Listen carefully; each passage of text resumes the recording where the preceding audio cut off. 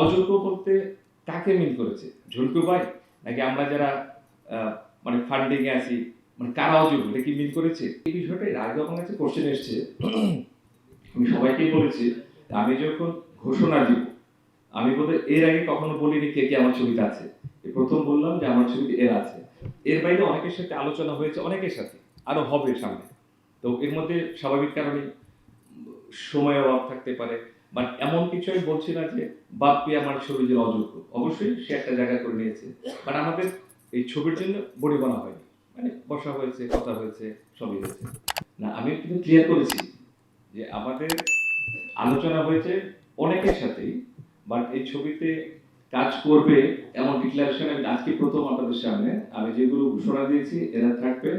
এর বাইরে কিছু আবার আলোচনা আরো হতে পারে, আবার নেগেটিভ হতে পারে, যেটা আলোচনা মিলেনি।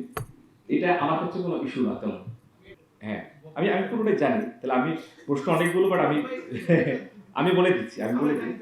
আর শুরুতে যেটা হচ্ছে যে আমার এই ছবিতে জড়িত এরা কেউ কমপ্লেন করেনি। এই কমপ্লেন হচ্ছে গিয়াসুদ্দিন সেলিম, আমি বলতে পারি, যারা এবং আরেকজন বোধহয় জুয়েল, যারা কমপ্লেন করেছে, দেখছি তো সবাই টিভিতে নিউজ করেছে, অনেক জায়গায় করেছে।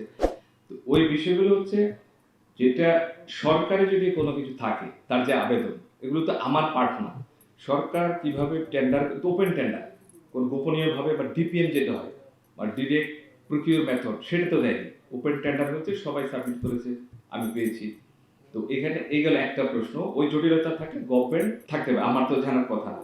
আর উনি যেটা বলতে চাচ্ছেন যে অযোগ্য বা ওনারা যারা ওই একটা সম্প্রদায়, আমি এত কোট করার প্রয়োজন নেই। তো অযোগ্য বলতে কাকে মিন করেছে?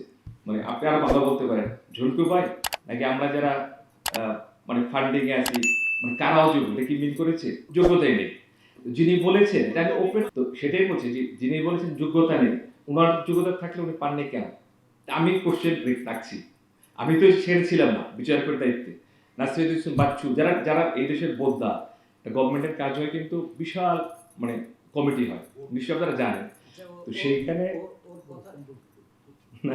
সেইখানে যদি ওকে বাদ দিয়ে থাকে, আমি তো কমিটিতে ছিলাম না, সরকারি কমিটি, তো তা ওনাকে তো ওই অফিসের যোগ্য মনে করেনি, সেটা আমার বলার কোনো অবকাশই নাই এবং প্রয়োজনও নেই। আমি ওই মানে যারা করছে তাদের সময় বলার কোনো প্রয়োজনও নাই, বা ওনারা আমার কোনো পার্টও না। আমি মুভি করছি, আমার একটা অর্জন করেছি গভর্নমেন্টের কাছ থেকে জিনিসটা, এবং আমি আমার মতো করে যেভাবে তৈরি করেছি, সবই সফল অথবা বিফল বলা যাবে রিলিজের পরে।